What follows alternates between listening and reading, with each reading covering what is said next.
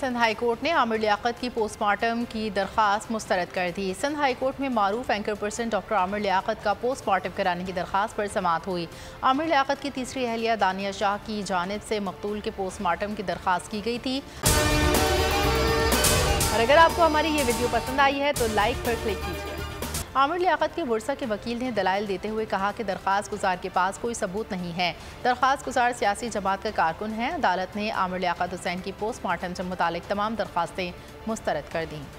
बोल किसी के भी दबाव में आकर अपने फैमिली मेंबर्स को अलहदा नहीं करेगा। बोल हमेशा अवाम की आवाज बनता रहेगा और अवाम के मसाइल दिखाता रहेगा। बोल की अवाम से खुसूसी दुआओं और साथ देने की अपील। सबसे ज्यादा व्यूज, सबसे ज्यादा रील्स और सबसे ज्यादा रेटिंग के साथ बोल अब भी नंबर 1 पोजीशन पर बरकरार।